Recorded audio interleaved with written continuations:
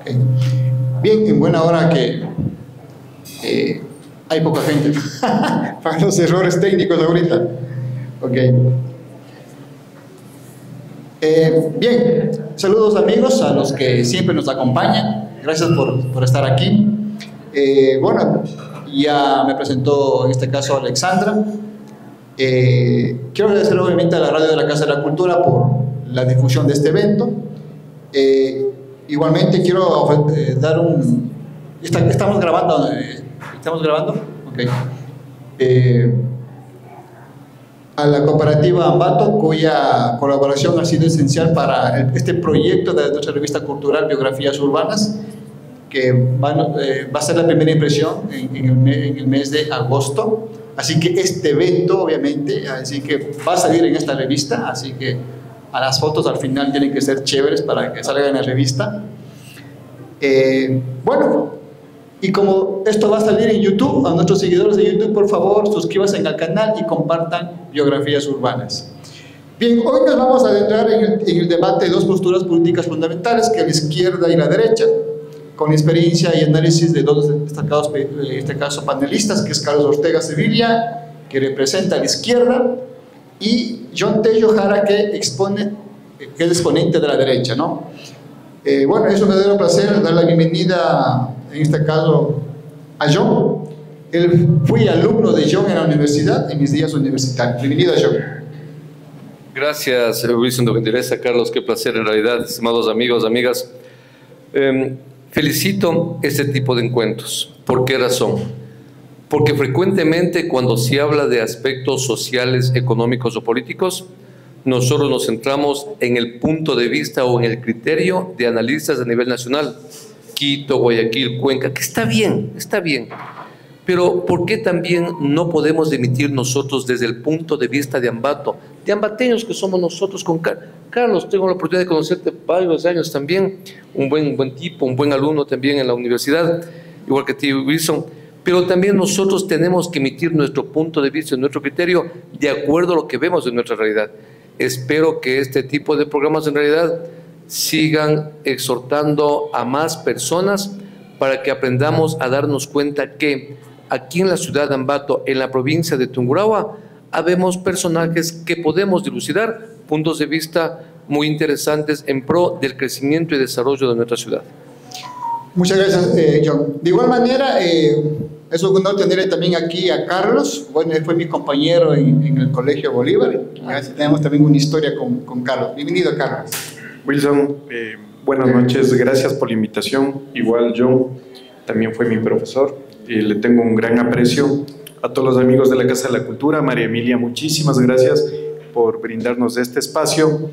Y al cumpleañero, Wilson, a vos, gracias. Que tengas el mayor de los éxitos con tu nueva publicación, y felicitándote porque realmente estos espacios son los que necesita la ciudad para ampliar el tema del conocimiento y de las posturas, que muchas veces no tienen fundamento, sino posturas como las que estamos hablando, y estábamos antes de iniciar el programa, estábamos ya debatiendo. Yo creo que debatimos y ahorita estamos en el replay. Había más gente en redes sociales. Había más gente en redes sociales, sí. Había más opiniones en redes sociales en estos días. Te felicito porque el abrir estos espacios de debate es lo que nos va a dar a futuro tener una posición más clara de lo que está pasando. Así es. Esas son mis palabras hasta que iniciemos el tema álgido. Y gracias a todos los presentes, porque son muy amables siempre, y un honor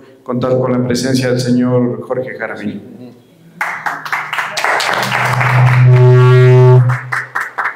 Ok, bien, vamos a poner en... no, sí tengo. Sí tengo.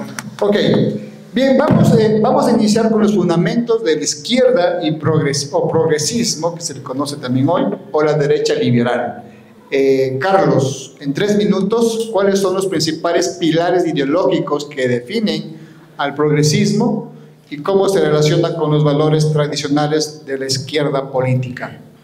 Wilson, la vamos a poner lo más sencillo posible para para que llegue a las personas que nos están viendo y entremos en el debate de la forma más práctica posible, ¿sí?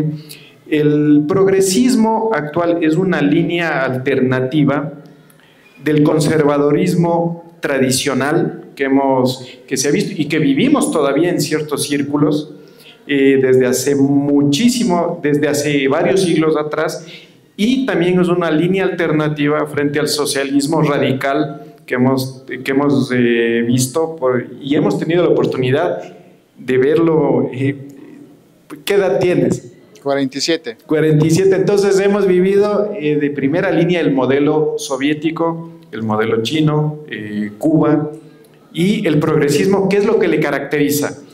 Es la libertad de culto, no le pongamos en un orden establecido, la libertad de empresa, ¿sí? Y también la libertad de tener no la familia conceptual como se le tenía desde hace tiempo, sino las nuevas clases de familias que existen actualmente, que no solamente es el núcleo ni el orden del 1, pongamos como ejemplo el 1 al 10 que ha existido toda la vida, sino que ahorita ya existe el pensamiento subjetivo y ya vamos analizando de manera relativa a la actualidad en la que estamos viviendo. Esos son los puntos fundamentales. Perfecto, muy bien. De igual manera, John, ¿cómo se puede definir el liberalismo político y económico y de qué manera se relaciona con los principios fundamentales de la derecha política en la actualidad? Bueno, para hablar de derecha tenemos que regresar en tiempo a la época de Adam Smith, con su libro La riqueza de las naciones. En La riqueza de las naciones, que fue escrito en 1760-1770, Adam Smith, el gran pensador inglés, manifiesta claramente que un país es rico y próspero cuando ya viene la división internacional del trabajo, cuando nosotros ya tenemos en esta etapa la actividad productiva, y si bien el Estado da sus pequeñas escaramuzas para ya manejar el poder en sí mismo, de todas maneras es la sociedad como tal quien empieza a satisfacer sus necesidades. Recordemos claramente lo siguiente: 1750 viene la primera revolución industrial, y algo que nosotros muchas veces no tenemos en cuenta es lo siguiente, que Carlos Marx, cuando escribe el primer manifiesto comunista, ingeniero Jaramillo, que le tengo mucho aprecio, Carlos Marx escribe el manifiesto comunista en 1750, pero en 1830, pero basado en un país alemán y en un país inglés que estaban viviendo la revolución industrial, y fue aplicado más bien ahí en un país netamente agrícola como fue Rusia. Entonces, el capitalismo nace con Adam Smith en la famosísima Riqueza de las Naciones, 1750, pero ¿cuál era el éxito del liberalismo en ese entonces? Que intervenga en menos medida el Estado. El Estado debe intervenir en menos medida y debemos darle mayor chance a que intervenga la empresa privada, porque ahí nosotros nos dejamos guiar por la libre ley de la oferta y la demanda. Es ahí, con Adam Smith, donde empieza a crearse el famosísimo dejar hacer, dejar pasar, y viene la mano invisible del mercado, en la cual por un lado están los oferentes, por otro lado los demandantes, para formar el precio como tal. Recordemos algo claramente: lo que busca la izquierda, la derecha, o en sus debidos momentos los diferentes modelos económicos, es tanto el crecimiento y el desarrollo económico. ¿Qué es el crecimiento económico? El incremento de ciertas variables que nos dan riqueza a un país. Por ejemplo, si yo tengo un mayor Producto Interno Bruto, hablo de riqueza económica. Si tengo mayores exportaciones, hablo de riqueza económica. Si tengo de mayor cantidad de inversión, hablo de riqueza económica. Estoy hablando ahí de crecimiento económico. Pero cuando hablo de desarrollo económico, cuando esta riqueza está correctamente redistribuida a todas las personas. ¿Y cómo se redistribuye la riqueza? A lo mejor entregándole dinero. No, entregándole bienestar. ¿Y qué es el bienestar? que tengan acceso o tengamos acceso a un trabajo digno, que no tengamos problema de inseguridad jurídica, de inseguridad política, lo que está pasando lamentablemente en el país con estos actos bochornosos que pasaron en estos días.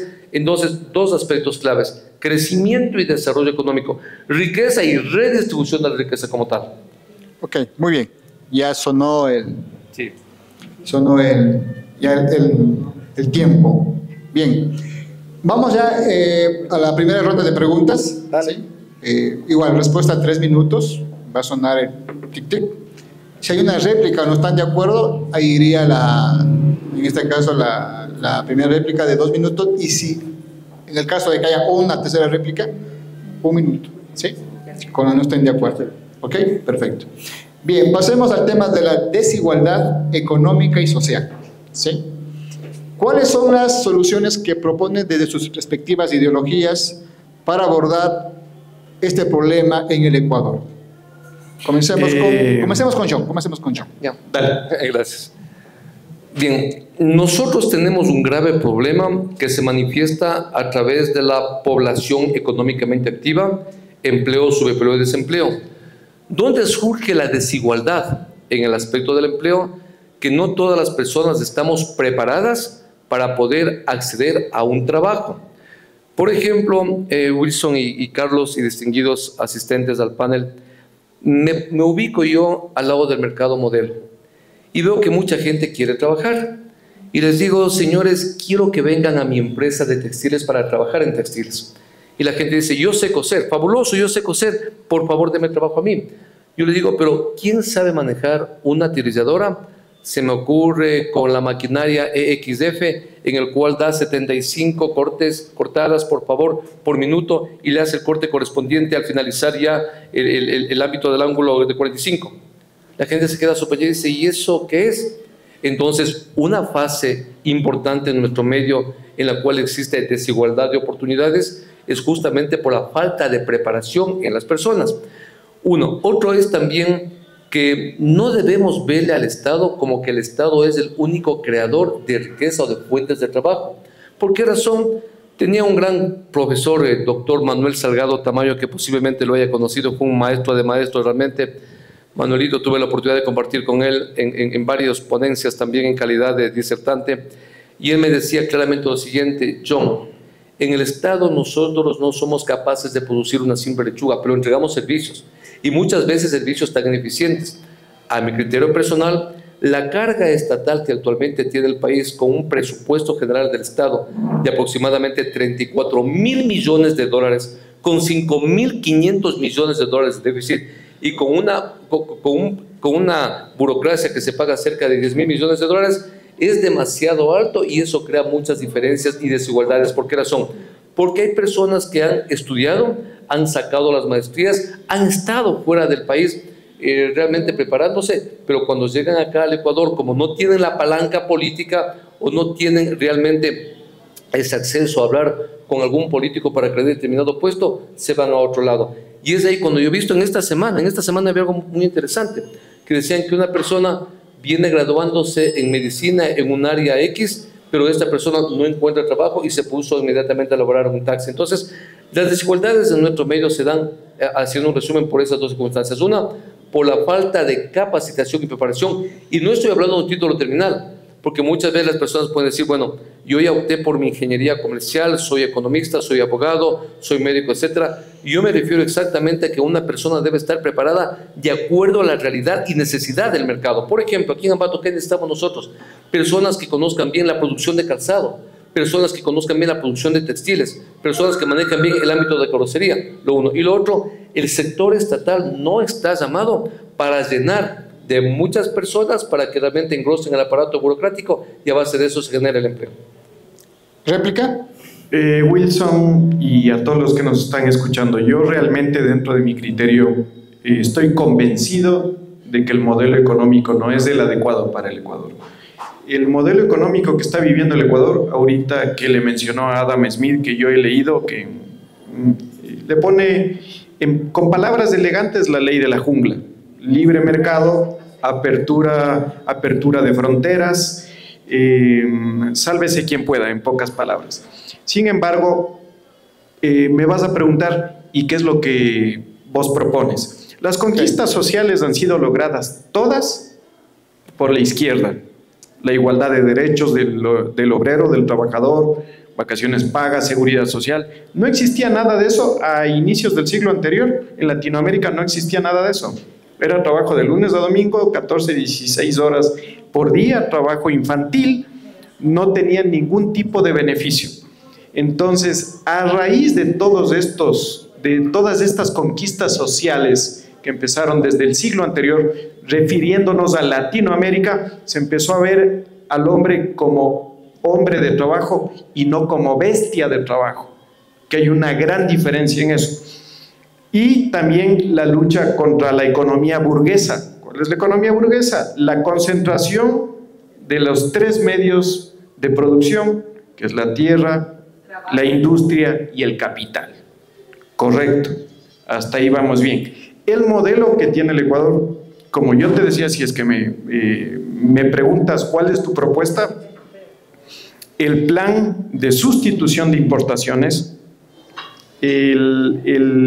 realmente la desconcentración de los grandes capitales, la desconcentración de los grandes latifundios y mucho cuidado también, porque luego de tener estos tres medios de producción concentrados en grandes cabezas, vienen a apropiarse también de los medios de comunicación, que ahí está cerrado el círculo, que no solamente vamos a tener que pagar por la comunicación, sino que vamos a tener que pensar como ellos piensan. ¿Réplica, mi estimado John? El modelo cepalino, Carlos, que se aplicó en 1968-1970 por parte de la Conferencia Económica para América Latina con su gran ideólogo Raúl Previs, recuerdo claramente, de sustitución de importaciones, nunca dio resultado en nuestro medio. ¿Por qué razón? Porque nosotros no estábamos preparados para una correcta combinación de los factores de producción. Capital, trabajo, tierra, tecnología, nosotros no éramos eminentemente productivos. Cuando nosotros queremos aplicar la sustitución de importaciones, significa que aplicaríamos el modelo de David Ricardo, por ejemplo. Luego de Adam Smith, vos sabes, te felicito que seas bien leído e instruido en ese sentido. Adam Smith vino con la riqueza de las naciones, pero David Ricardo vino ya con la ley de las ventajas competitivas. Y en la ley de las ventajas competitivas se manifiesta claramente que nosotros debemos ser buenos en alguna actividad. ¿Nosotros somos buenos en qué? Producción, por ejemplo, ¿de qué? Petróleo, camarón, café, cacao, en este momento las flores, fantástico, porque flores producimos y exportamos aproximadamente unos 800 millones de dólares en el año, muy bien. Pero el modelo de sustitución de importaciones daría cabida siempre y cuando tengamos nosotros una correcta combinación de los factores de producción, y eso en nuestro medio no se da. Yo le refiero a un aspecto interesante. El poder tener acceso a la libre importación y al libre mercado internacional. ¿Qué es la globalización de la economía? Y eso es interesante. Globalización de la economía significa que un médico francés esté operando a una paciente vietnamita con maquinaria alemana en un hospital de Estados Unidos y utilice maquinaria posiblemente de Corea del Sur. No puedo hablar de Corea del Norte, ni de Venezuela, ni de Rusia, por supuesto. Bueno, Rusia de algo por el estilo, ¿no? Y que esté utilizando en ese momento también algún tipo de insumos de Argentina o de Inglaterra. Es la globalización de la economía. Y creo que nosotros no podemos oponernos a una realidad.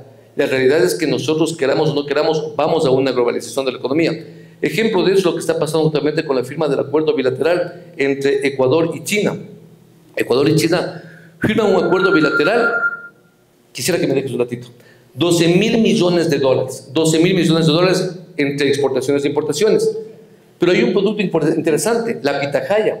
La pitahaya en este momento está llegando ya al mercado chino con 0% de arancel, lo que antes era el 20%. ¿Eso qué significa? Mayor cantidad de producción y de generación de mano de obra, especialmente aquí en la zona oriental, lo que es valor. Entonces, queramos o no queramos reconocerlo, tenemos que irnos a una globalización de mercado en este caso y a una ampliación del mismo a nivel nacional, a nivel internacional, no únicamente con América, sino con Europa, con Asia y por supuesto tenemos que ser más conectivos al respecto. Última réplica, Carlos. ¿Qué tiempo tengo? Un minuto. Bueno, hablando de libre mercado, John, usted como economista, le voy a citar 3 ejemplos lo más resumido posible. Número 1, el efecto vodka. Número 2, el efecto tequila en México. Número 3, el efecto samba en Brasil. Me voy a referir al efecto tequila que estamos viviendo calcado en este momento. La antesala, el asesinato de un candidato presidencial, en este caso Colosio, ¿correcto? Libre mercado con Estados Unidos, frontera abierta, mande lo que pueda, traiga lo que avance, fuga masiva de capitales y el salvavidas Estados Unidos. Tengan el salvavidas bajo estas condiciones. Puede ser un poco drástico, pisarle al pueblo. ¿En qué? Falta de atención de salud, falta de educación y falta de seguridad social. Eso es lo que trae el libre comercio, John. Eso es lo que trae el efecto tequila, que se demoró México en salir 10, 12 años más o menos. Estamos hablando de la deuda externa en el efecto tequila, ¿no? El efecto tequila se derrumbó la economía de México. Ahí está él. Qué interesante, ya no se preocupen, va a haber preguntas del público para completar los temas. Sí, lo que pasa es que le tengo el dato, Carlos, que el efecto tequila fue la crisis de la deuda externa en 1980. Yo le tengo esa información. No, el efecto tequila fue en 1994. 1994. Asesinato de Colosio, hiperinflación, caída de los mercados, fuga masiva de los capitales, de la burguesía, ¿no? En este caso, y luego pidió salvataje el expresidente de la ultraderecha, Vicente Fox. Sí. Ya, bien, un asunto importante. Se habla mucho del término burgués. ¿Cómo nace el burgués? El burgués nace cuando el feudalismo prácticamente llega a su fin. El señor feudal y el siervo dice prácticamente: el terreno que me dan a mí no sirve absolutamente para nada, mejor emigro, me voy a otro lado, y empiezan ellos a formar algunos aspectos productivos, pero en el ámbito del terreno, más que en el ámbito industrial, y se forman los burgos. Ahí nacen los burgueses que empiezan ya a apropiarse poco a poco de los medios de producción. Al apropiarse de los medios de producción, naturalmente ellos dicen: bueno, ahora yo me considero burgués, pero necesito el proletariado que me ayude a mí de alguna manera a fortalecer el ámbito de la producción. Considero interesante lo que tú dices, pero déjame decirte un asunto interesante. 1980, por ejemplo, nosotros vivimos la sucretización. En sucretización, aquí en el Ecuador, recuerdo claramente que fue un desastre económico a nivel de manejo de la derecha. Por supuesto, en la época de Osvaldo Hurtado. ¿Por qué razón? Porque se permitió que muchas personas se endeuden con el dólar de 25 sucres, de 25 sucres, ¿sí? Y que luego ya cuando íbamos a realizar el pago, no se tenga el Banco Central les decía: pero usted, señor exportador, pague como el dólar de 25 sucres. Pero en la realidad ya estaba el dólar en esa instancia 40, 50 sucres. Ahí hubo el primer impacto de la sucretización. Luego, con Febres Cordero, vino el segundo impacto de la sucretización. Pero algo interesante, el comercio exterior nos permite actualmente poder exportar cerca de 30.000 millones de dólares. Te digo algo honestamente, si no fuera actualmente por exportación de camarón, por exportación de productos de mar, verdad es que le estoy dejando de lado el petróleo, exportación de camarón, exportación de productos de mar, exportación de flores, no pudiéramos llegar lamentablemente a ese 30.000 millones de dólares que estamos hablando. Ok, vamos a la siguiente pregunta. Yo ya vamos a contrarreplicar. No, ya son 2 réplicas nomás son. No, bien está. Si no, vamos aquí una pregunta toda la noche. No estoy molestando. Ok, vamos con la inseguridad que pero a todos... me dejaste darle una réplica a Carlos. Ya replicaste 2 veces. No, pero solamente en mi intervención nada más. Bueno. Si pones otro vinito ahí. Por favor, el vinito para Carlos. Ahí, John, ayúdeme. ¿Sí? Gracias, te la gentileza. Vamos, Sí. Ya se habló bastante el tema, ¿no? Me gustaría, Carlos, y qué chévere, ¿no? Estoy con 2 exalumnos, mi gran amigo Antonio Domínguez se encuentra presente aquí. Por eso está usando el poder ahorita, como todo derechista. El dueño del micrófono. Bueno, te comento algo, ¿no? Me place realmente que alumnos como ustedes lleguen a este sitial, y qué bonito que estemos debatiendo de igual a igual. Eso me parece muy interesante, y que tengan conocimientos, eso es lindo, porque no se trata solamente de gritar, de portarse atrás de un escenario, no, se trata de debatir con ideas. Yo quisiera, por ejemplo, porque tú hablaste hace un momento al inicio de la conversación del modelo de izquierda de China, de Rusia, de Mao Zedong realmente, sí. Radicalismo, exactamente. Yo quisiera, ¿en cuál de los dos vos te encasillarías más? ¿El de Mao Zedong, Zhou Enlai, o el de Rusia, Vladimir Ivanovich Lenin, Joseph Stalin? En ninguno de los dos. El progresismo, no, el progresismo es una línea alternativa, a diferencia del radicalismo de izquierda y el conservadorismo ultraderechista, llámese burguesía, dominio del capital, lo que usted quiera. Sino el progresismo ya toma en cuenta otras cosas, que es la satisfacción de la población, que es el bienestar de la población, ¿sí? El que no existe un solo Dios, el que nos enseñaron desde niño, sino que ya empieza a cuestionarse la existencia, la persona, el libre mercado controlado, ¿sí? El que no existe el orden que siempre nos indicaron del 1 al 10, que es religión, Dios, Estado y trabajo, ¿sí? Si no, ya existe otro tipo de realidades que tenemos actualmente y que en base a eso se va tomando decisiones de otra manera que no van ni del un lado ni del otro extremo, porque a partir de los extremismos no llegamos a ningún lado. Ok, bien, vamos a la segunda. Estamos hablando entonces de una tercera vía. Una tercera vía. Johncito. Disculpa. Un progresismo moderado. Lo que pasa es que Profe. me adentro tanto en la conversación que Sí. pero estamos hablando de una tercera vía. Sí. Ya. Ok, vamos. No, aquí el camarógrafo me cobra por minuto, así que por favor. Vamos con el tema importante, que es la inseguridad. Carlos, ¿cómo deberían enfocarse los recursos en fortalecer las fuerzas de seguridad y aplicar políticas de mano dura para disuadir la delincuencia y mantener el orden público? Comencemos contigo.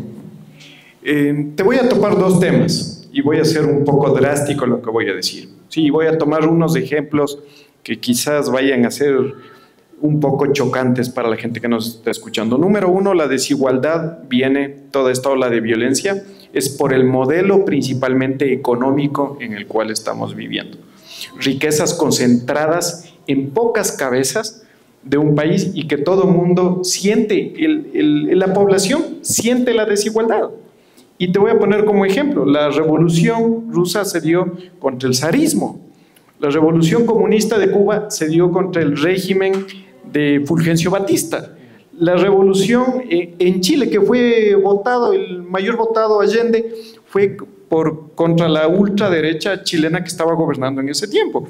Entonces viene principalmente por la desigualdad, número uno. Y número dos, te voy a decir, el control de la frontera, eso es algo que hay que aprender, que en su momento aplicó Alemania. Sí, el nacionalsocialismo de la protección de Lebensraum, ¿sí? El proteccionismo a la población. Si es que vos ahorita te pasas con 10 buses llevando gente indocumentados, ilegales, vas a llenar los 10 buses. Ha sido un problema realmente que las autoridades se han hecho de la vista gorda, que no han querido ver la realidad, porque ahí viene un problema que es más de fondo, que dicen, no, los derechos humanos, hermanos, sí, primero están mis derechos y el de mi familia, y luego los que vienen a atacar los derechos de los demás. No quiero apuntar a una nacionalidad con dardo, ¿me entiendes? Pero todos sabemos a lo que nos referimos. El control migratorio ha sido totalmente nulo en este país. Y te digo, un país aquí latinoamericano que aplicó el control migratorio y le fue muy bien, fue a Chile. Fue a Chile, que a partir del incidente que vos debes tener conocimiento en Iquique, del asesinato de un chileno por parte voy a decirlo, por parte de un venezolano, cerraron fronteras totalmente. Esto fue previo a la posesión de Boric. Sí, entonces bajaron los índices de violencia al 50%. Cerraron esa parte, no cerraron la frontera, sino fue el control migratorio, pero al pie de la letra, y vas a ver cómo baja el tema delincuencial. Perfecto. La misma pregunta, mi estimado John. ¿Cómo deberían enfocarse los recursos en fortalecer las fuerzas de seguridad y aplicar políticas de mano dura para disuadir la delincuencia y mantener el orden público? Primero veamos la causa. La cosa concuerdo contigo plenamente, Carlos. En esta época de la década desperdiciada, que yo suelo llamar década perdida realmente, porque tuvimos ingente cantidad de recursos económicos y en vez de tener un crecimiento económico fabuloso, dejar sembrado el petróleo para épocas siguientes, lamentablemente hubo mucho desperdicio. Recuerdo claramente que el presidente decía que vengan acá al Ecuador, el Ecuador son bienvenidos. Claro que son bienvenidos porque vivimos una globalización de la economía, pero son bienvenidos siempre y cuando nosotros tengamos algún respaldo en su pasado judicial. No podemos permitir que venga cualquier persona acá en nuestro medio, porque vivimos en la globalización de la economía y vienen aquí a delinquir. ¿Qué pasa cuando vos te paras aquí, por ejemplo, en un semáforo, estás en tu vehículo tranquilamente y te vas a tu trabajo y te piden limpiar el parabrisas? No limpias el parabrisas, inmediatamente ya no solamente eres objeto de que la gente te llame la atención, te insulte, sino también te reen el carro, posiblemente te agreda físicamente. Es un primer aspecto fuerte. El segundo aspecto fuerte, amigos, es lo que estamos viviendo actualmente en Ecuador. Lo que pasa, por ejemplo, en la Asamblea. ¿Qué caso más vergonzoso lo que está pasando en este momento con la fiscal que en estos días se presenta ante la Comisión de Fiscalización y de pronto quieren que intervenga una persona que está siendo buscada a través de este caso de metástasis? Ven, hermano, créete que no hace falta ser de izquierda ni de derecha, pero darnos cuenta de una gran realidad. Si una persona está prófuga y quiere intervenir para interpelar o para hacerle preguntas a la fiscal, Dios mío, ¿dónde estamos?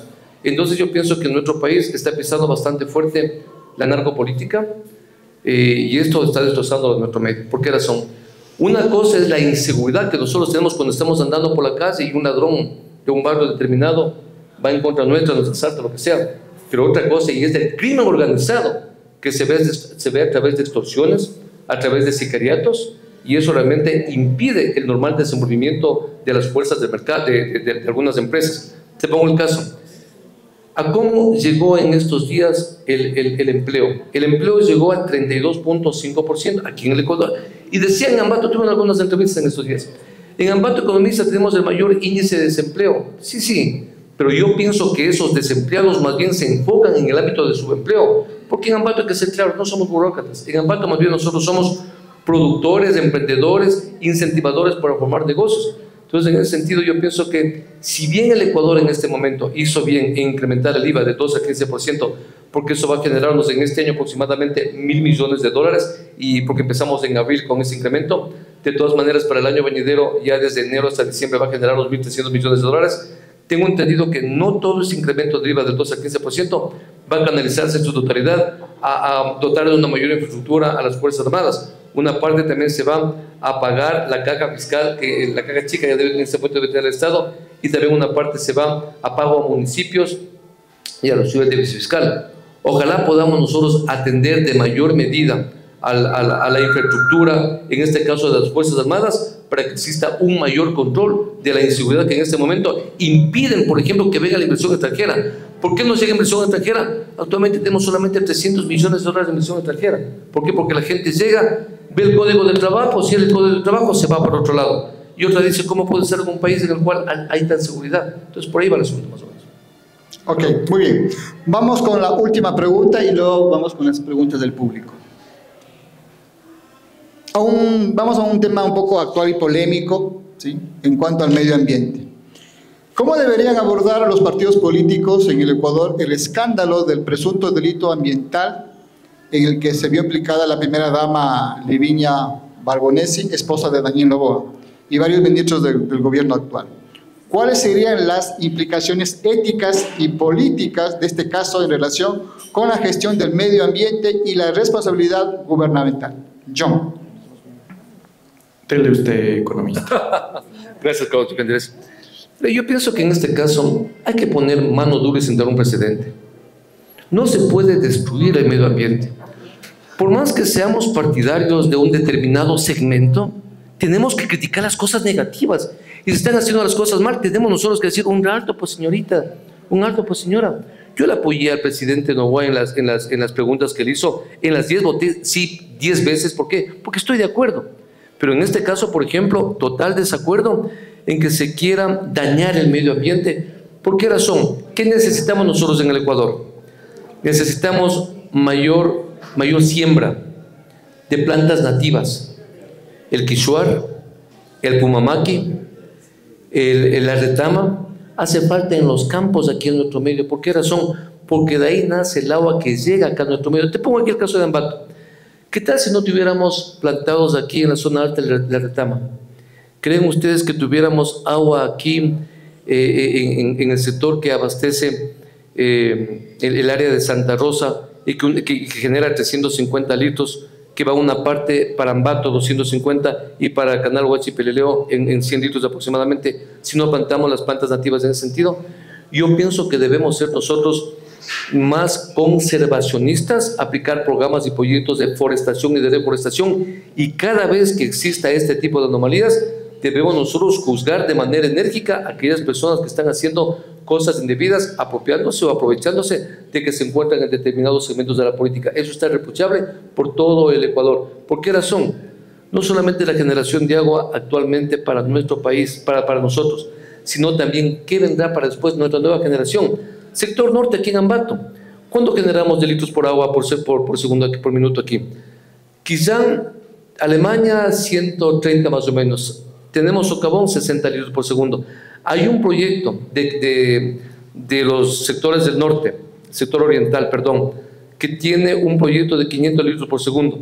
¿Y qué va a necesitar esto? Programas de forestación y reforestación en el sector de los irinistas. Si es que nosotros no apoyamos esos proyectos, lamentablemente no estamos dejando la verdadera herencia a nuestros hijos y a nuestros nietos. Yo tengo mi nieta y digo, Dios mío, si para mañana, por ejemplo, no pueden coger agua acá de Quizán, o no pueden coger agua de Apatu, ¿qué va a suceder? O acá de Tirulum, ¿qué va a pasar? Por favor, sembremos plantas nativas, ingresemos a programas de concientización y nosotros juzguemos y reprochemos estos actos indebidos, como el que está haciendo en este caso esta persona que hizo uso indebido, lamentablemente, de su poder para hacer un proyecto en este caso de casas o algo por el estilo. Ok, solo 3 minutos es el tiempo. Ok. La misma respuesta. Verás, cuando salió a la luz este tema del proyecto de la primera dama, no me llamó la atención. Te soy muy honesto y muy franco. Son gente, yo nunca estuve de lado ni en contra del actual presidente. Realmente yo creo que la realidad del país él la heredó así y le toca luchar con el país que dejó Lazo. Sí, no me sorprende, pero comparto con John que debe haber mano dura y un precedente en función de frenar esta sobreexplotación de los recursos naturales. Sí, el extractivismo acá en Latinoamérica de primera mano he podido ver. Te voy a citar 2 ejemplos en función del tiempo. Primero, el desierto de Atacama, la zona de Atacama. No sé si es que ustedes han pasado por ahí. El tema de la extracción de cobre está dejándole, es un paisaje lunar, no tienes nada. Y las micropartículas que están en el ambiente, hay un cálculo que llegarán como 50 años en volver a su estado natural. Sí, es un área muerta del planeta. Y número 2, en Mendoza, en Argentina, que hay zonas donde ya no, es un suelo muy árido, hay zonas donde ya no tienes acceso a un vaso de agua en el día. Sí, ese es el cálculo. Nosotros vivimos en una zona tan, digamos, bendecida, que no nos falta agua, no nos falta recursos, hay alimento en exceso realmente, y nosotros todavía no valoramos la carencia de eso. Estamos pasando una crisis económica, pero todavía aún no estamos pasando la hambruna que pasó en la Segunda Guerra Mundial Ucrania, los procesos tan dramáticos que vivió Europa en el siglo anterior, que realmente son países que no tienen nada durante un cuatrimestre o un semestre, no tienen nada y aprendieron a valorar. Lastimosamente nosotros en Latinoamérica no hemos hecho conciencia de eso y nos va a tocar aprender con mano dura. Con mano dura, la sobreexplotación de los recursos. Yo estoy en contra de el extractivismo agresivo del cual estamos, que ni siquiera nos enteramos.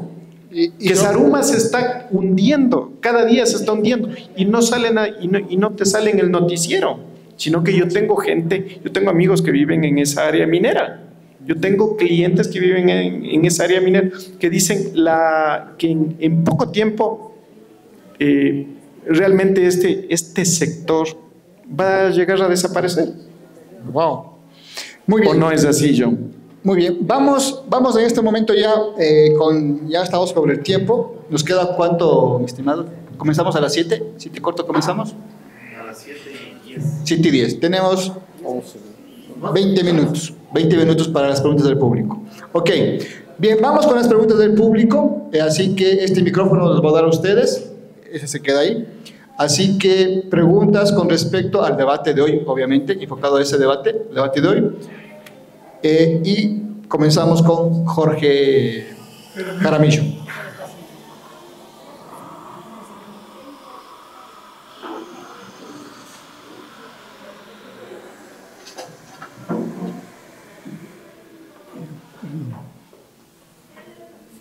Ya. Dos preguntas voy a hacer.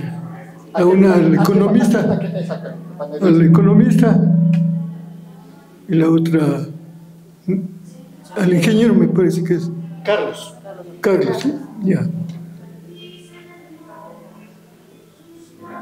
Yo sé que la deuda externa del Ecuador llega a 84.000 millones de dólares. En los últimos 7 años se han endeudado en 43.000 millones. ¿Cómo explicarían ustedes que nuestro país se haya endeudado en esa fabulosa cantidad? Luego, la segunda, esa para el economista Tello. Luego, para Carlos, ¿conoce usted que hace unos 12 años se entregaron 27.000 millones de hectáreas del oriente ecuatoriano y de la sierra para concesiones mineras que hoy se están en explotación y que contaminan el ambiente porque utilizan, por ejemplo, en la extracción del oro, utilizan mercurio?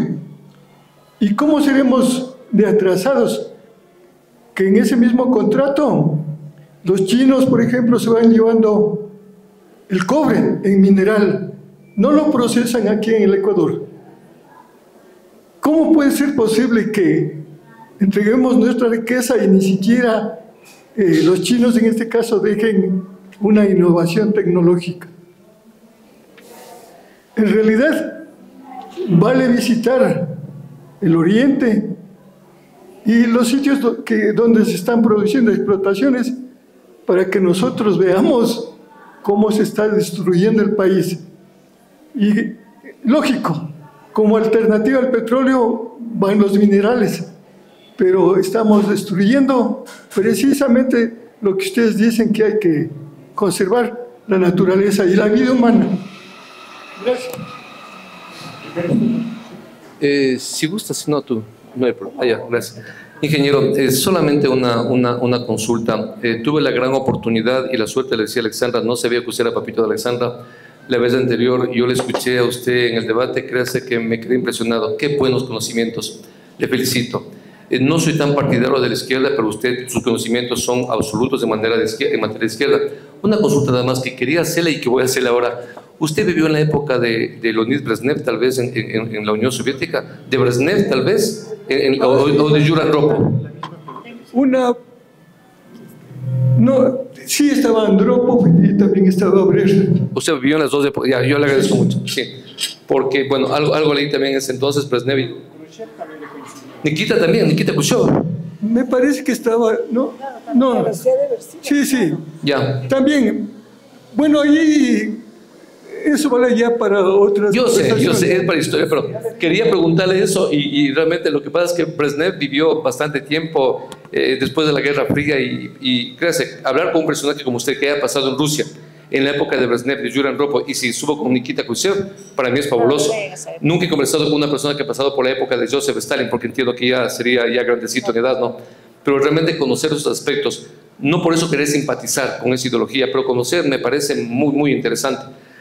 Algo conocí de Joseph Stalin realmente después de que murió Vladimir Leoninovich Lenin. Bien, la deuda externa nuestra, la fuerte empieza en 1970, ingeniero, y usted sabe eso, igual que nosotros, porque nosotros... En 1975, Exacto, década de los 70. Rodríguez Lara paga. Así es. Y ahí comienza la deuda hasta que termina el gobierno de Correa, y más o menos con 40.000 millones. En estos 7 años que se han turnado Moreno, Lazo y este gobierno actual, que está endeudándose en 4.000 millones de dólares, la deuda llega a 84.000 millones. Sí. ¿Cómo nosotros? Créame que yo tuve la oportunidad de vivir en mi hogar, ser testigo de un churquero, de unos 3 o 4 churqueros, recuerdo hasta los apellidos, y veía que el hogar se iba hundiendo. Y eso a veces yo me pongo a pensar, digo, eso le está pasando al Ecuador. Entonces, para mí es verdaderamente inexplicable. Se endeudan para pagar 2.700 millones y 1.300. Sí. Y eso, en realidad, no quiero yo... No, yo estoy de acuerdo. Ingeniero, estoy de acuerdo con usted. No es posible que tengamos una deuda en este momento, un crédito de 4.000 millones de dólares, y de eso mismo estemos pagando una parte de la deuda al Fondo Monetario Internacional. Me parece lo más absurdo del mundo. Es como cuando yo estoy atrasado de una cuota en la cooperativa o en el banco, y el banco me dice, venga, refinancie. Estamos haciendo eso prácticamente, refinancie. No a tasas de interés muy altas, ni mucho menos, pero estamos haciendo eso actualmente. Ingeniero, yo pienso que uno de los mayores problemas que nosotros tuvimos es endeudarnos con bancos internacionales, especialmente de China, porque si nosotros accedemos, por ejemplo, a crédito del Banco Mundial, Banco Interamericano de Reconstrucción y Fomento, a la FLAR, el BID, la CAF, nos damos cuenta que los créditos no pasan allá de la tasa de interés de la IBOR o la Prime de un 4.5 o un 5%, pero cuando tuvimos, por la ideología del expresidente que teníamos en ese entonces, endeudémonos con otros organismos, ya no con el Fondo Monetario, no con los multilaterales normales, sino con bancos chinos, ahí empezó otro tipo de deuda. Y yo pienso que el mayor error fue endeudarnos y que nosotros pongamos de garantía precio de hoy de petróleo y no precio de futuros. Ese fue un grave error. ¿Por qué razón? Porque nosotros dijimos, actualmente el petróleo se encuentra solamente en un valor de 45, me parece, en ese entonces, pero precio futuro, ¿cómo estaba? Precio futuro, Dios mío, teníamos que nosotros decir, veamos qué pasa con el barril de petróleo, porque nosotros llegamos en un determinado momento el precio del barril de petróleo a más de $100, y ahí nosotros no tuvimos el éxito deseado. Una falla, endeudarnos con una tasa de interés bastante alta, con organismos multilaterales que no eran los típicos y clásicos. Yo no estoy en contra, ¿verdad, ingeniero, de endeudarnos con el Banco Mundial, al BID, la CAF, la CAN, la FLAR, la Fondo Latinoamericano de Reconstrucción. ¿Por qué razón? Porque si ellos nos prestan una tasa razonable de un 4 o un 5%, va a depender de mí como persona que yo haga una buena inversión en el ámbito social, en el ámbito productivo. Pero si cojo ese dinero y me doy cuenta lo que está saliendo ahorita en el caso Metástasis, por ejemplo, qué pasó en el COVID, que lamentablemente se utilizó el dinero mal en la construcción o reconstrucción de Manabí, o si cogió ese dinero y lamentablemente no hice un proyecto adecuado para la producción o la transformación de petróleo en gasolina, lamentablemente ahí viene uno de los graves errores. Como empresario privado que soy, no estoy en desacuerdo en que nosotros tengamos deuda. Lo malo es que en esa deuda no se canalice correctamente. Y cierro con algo muy interesante. El riesgo país actualmente ya está en 1130. El día de hoy cerró en 1130. Si yo le sumo el riesgo país más la tasa LIBOR, estaríamos indicando que el Ecuador puede emitir bonos soberanos a una tasa de 11 más 4 a un 15%, que sigue siendo alto. Yo me atrevería a pensar que actualmente no deberíamos nosotros conseguir deuda externa a través de emisión de bonos soberanos. El extractivismo, sobre extractivismo, realmente, de acuerdo a la pregunta que usted me hace, Jorge, es una de las características de las grandes naciones, de las potencias mundiales, sobre los países pequeños como Ecuador, lastimosamente. ¿Qué nos venden como desarrollo? Abran las fronteras, vengan grupos canadienses, estadounidenses, franceses, ingleses y deforesten la Amazonía, con, entre comillas, con el beneficio económico que tienen las naciones destruidas. He puesto como ejemplo el caso de Chile. En Argentina sucede lo mismo con la madera, en la Patagonia sucede exactamente igual, sucede en Perú. Yo estoy en desacuerdo total contra la sobreexplotación, sobre todo de los recursos naturales que no son renovables. La única renovación que se va a tener en el tiempo es dejarle eso tal como está. ¿Sí? Nosotros vamos a llegar a un punto en el cual lastimosamente la inmoralidad de las autoridades ha ganado espacio para que sea digamos, un modelo económico entreguista y sin ningún tipo de nacionalismo, digamos, ¿sí? De ningún tipo de protección estatal sobre los recursos que tenemos. Yo estoy en desacuerdo total. Lastimosamente estamos viviendo casos como el que usted acaba de mencionar, ¿sí? Sé yo usted a qué corporación se refiere, porque yo tengo un par de amigos que trabajan ahí, que trabajan como bajo un esquema de subcontrato, y lo que usted dice, se llevan el producto y procesan fuera de acá. Se llevarán lo que declaran, lo dudo mucho, pero es una realidad que espero yo que el gobierno que vaya a entrar, que sea progresista, que sea de corte, no solamente que busque el capital, que nos vendan como que es una ganga, ¿sí? Que eso es lo que le tiene al país engañado. Una última pregunta. ¿Alguien tiene una pregunta? Sí.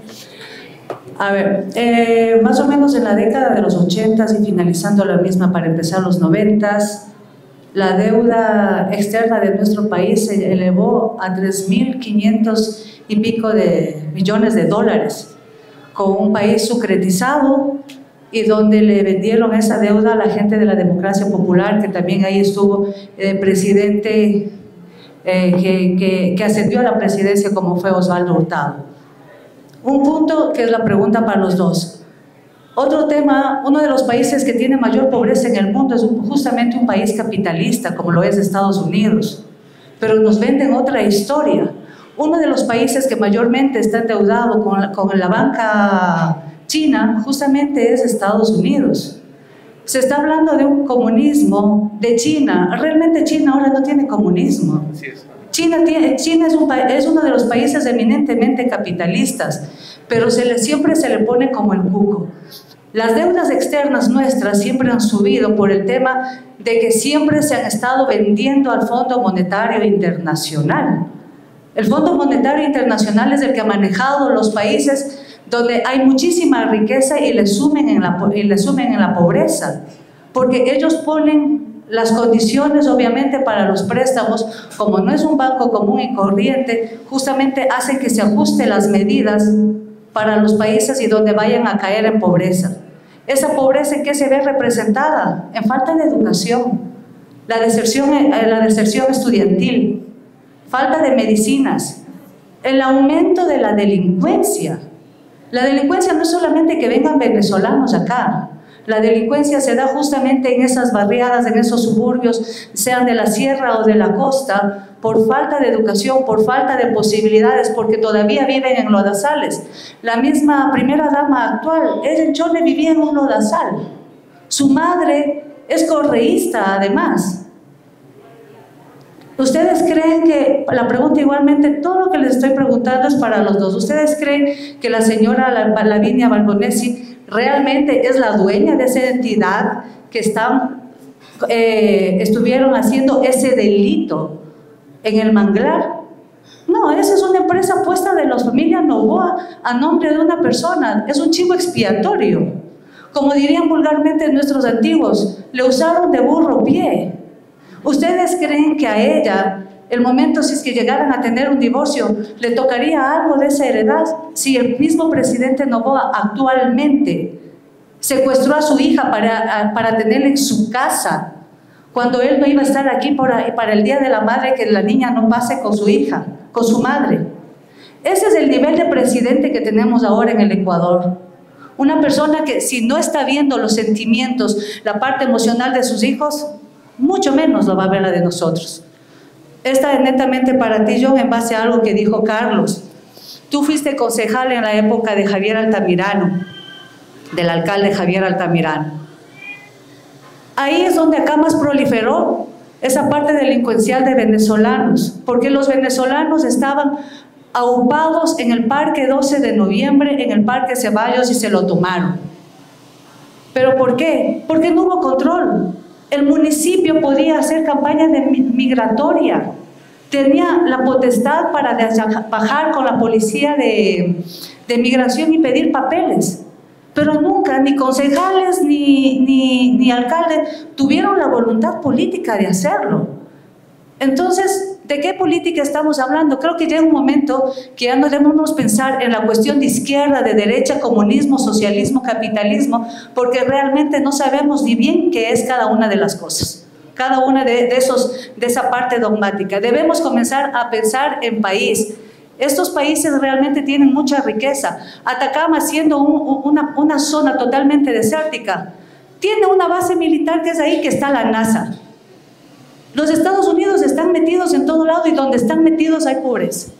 Y esto no quiere decir que soy comunista, estoy hablando de realidades nada más. Las preguntas son para los dos. ¿Cómo creen que se puede salir de todo este endeudamiento? Como digo, en los 80s y en los 90s hubo un sobreendeudamiento criminal. Se lo pagó hasta la época del 2015 más o menos. Y después, nuevamente nos empezamos a endeudar. Con respecto al petróleo, para ti, John, también, el endeudamiento cuando se hizo con los intercambios chinos, estábamos en los 2010 en un petróleo de $78 más o menos. Hoy hay una deuda, hay un petróleo de 90 y pico de dólares, ha llegado hasta $92. Eso viene a ser una especie de intereses de lo que se está pagando. La banca tiene que cobrar, sino que aquí, como la banca igual, pueden haber esos bancos mundiales que no tienen control ni compasión para cobrar los intereses y no les interesa lo que les pase al resto. Esa es mi pregunta, gracias.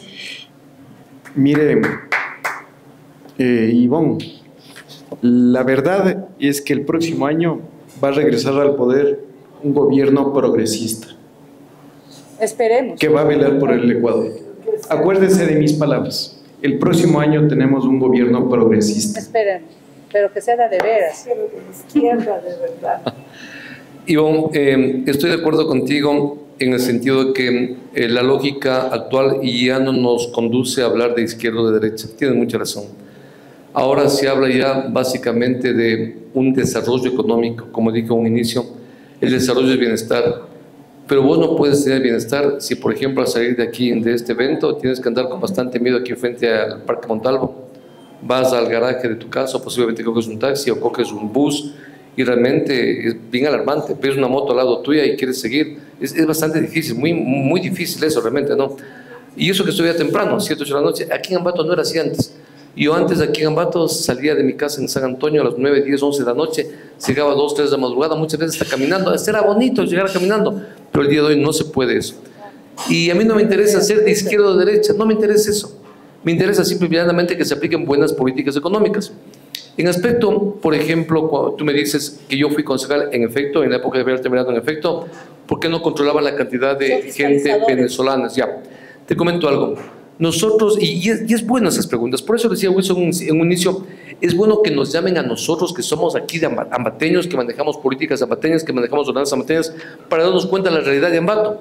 Nosotros manejamos en aquel entonces, Ivonne, 210 agentes civiles de tránsito, escucharás muy bien, 210 agentes civiles de tránsito, que servían para de alguna manera tratar de controlar 100.000, bueno, eran 98.000 vehículos motorizados aquí en la ciudad de Ambato, 210 para 98.000 vehículos motorizados. Y por otro lado solamente teníamos 56 agentes de control municipal. Pero ¿qué hace el agente de control municipal? El agente de control municipal controla los bienes del municipio, controla el parque, controla el edificio municipal, etc. Pero nosotros no tenemos la potestad en este instante de poder controlar la delincuencia, Ivonne. Un detalle entonces en ese punto, ¿por qué no crear ya entonces una seguridad metropolitana? Porque si vamos a tener solamente para cuidar edificaciones, que está bien, pero el producto humano, si lo ven desde esa manera, ya como nos ven como productos, o puntos en las estadísticas. ¿Por qué no entonces crear una policía, una seguridad metropolitana acá en nuestra ciudad o distrital o igual dejarse apoyar por el resto de la policía? Hay migratoria, hay judicial y la policía dentro de la Policía Nacional. Pero te recuerdo, por ejemplo, pero por ejemplo, policía migratoria tiene que ver justamente con las personas que ingresaron acá al país de manera documentada. Pero ellos no pueden irse a la orden de una máxima autoridad que fue el presidente que dijo, vengan acá sin revisión de pasado judicial, vengan nomás, son bienvenidos. Entonces ahí tiene que haber una no contradicción entre el Poder Ejecutivo y en este caso la función migratoria. ¿Por qué razón? Porque entre los dos teníamos más bien que el día de mañana mismo aquí en la ciudad de Ambato, revisar a cada una de las personas que están aquí en el Ecuador. A ver, indíqueme usted, ¿tiene o no tiene su posibilidad de estar aquí en el país? Revisa su pasado judicial, no puede porque usted tiene tal y cual delito. Vamos, que sí le sacamos del país. Sí tienen, porque lo comprobé en algún seguimiento, justamente llamaron a la policía, al 911, llegó un policía, le dijo un señor, un venezolano que era un hombre, le revisó y le dijo, usted no es ese nombre de quién es. Entonces pueden acceder, o sea, tienen integrado. Por eso decía, es falta de voluntad política. Exactamente. Realmente. Perdón que le interrumpa, Iván. Usted está en 100% con la razón en sus manos. Y le voy a explicar por qué. Aquí hay una contradicción, John, y es un error en el que ustedes como autoridades cayeron todos los días. Y le voy a decir por qué. Porque las competencias son concurrentes. ¿Qué quiere decir que son concurrentes? Por ejemplo, usted tiene un agente de Comseca. Agente, no. En las calles, y le ve que le están asaltando a una mujer, puede actuar protegido por la ley. Son competencias concurrentes, sino que la verdad es que el municipio se ha hecho de la vista gorda en varias competencias que ha tenido, y entre ellas es la seguridad, el tránsito, el orden y todo lo que estaba hablando usted refiriéndose en su momento. Usted tiene la razón en lo que acaba de decir.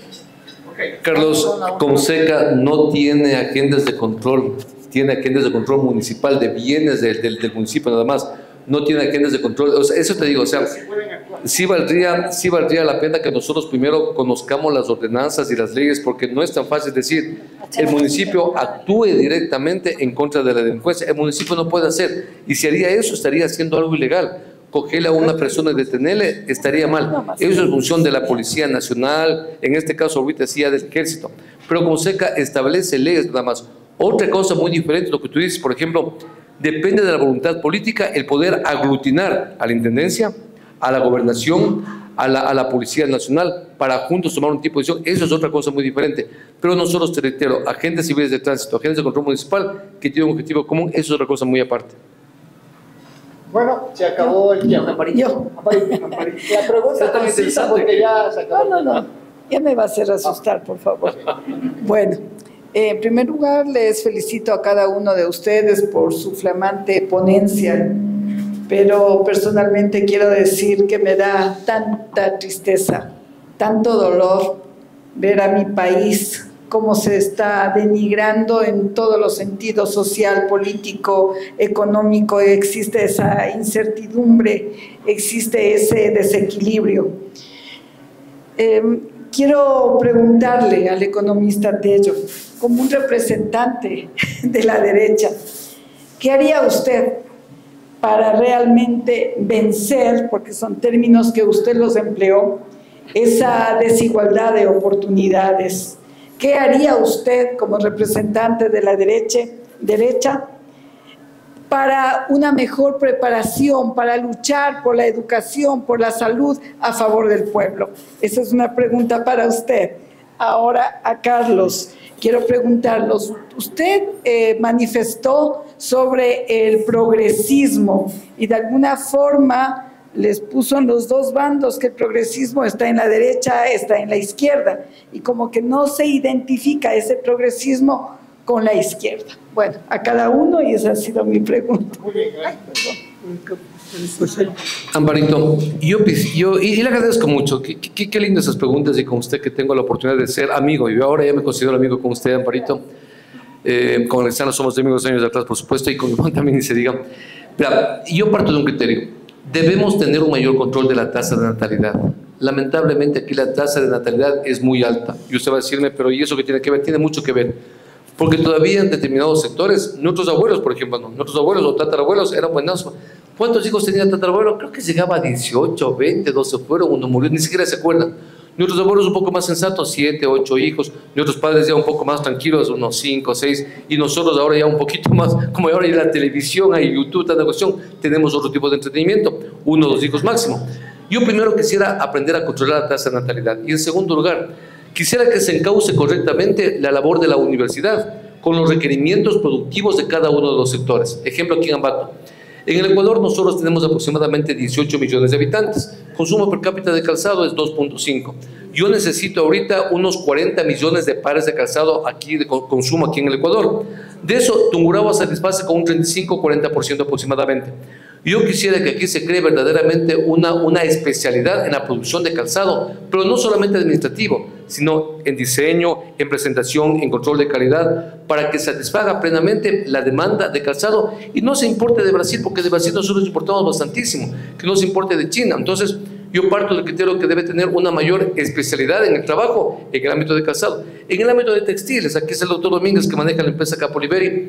Por ejemplo, yo quisiera que también la gente empiece a capacitarse para que nosotros tengamos una mayor productividad. ¿Qué es productividad? Que en vez de producir 10 unidades por 2 o 3 minutos, produzcamos unas 2 o 3 unidades por los 2 o 3 minutos, como aplicado una correcta tecnología. Y es ahí cuando debe tomarse de la mano la universidad, sí, la universidad es importante, la empresa privada y también organismos estatales.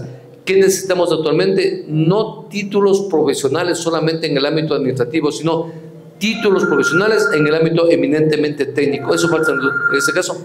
Y yo siempre he partido de algo, mejor control de la tasa de natalidad. Gracias, Amparito.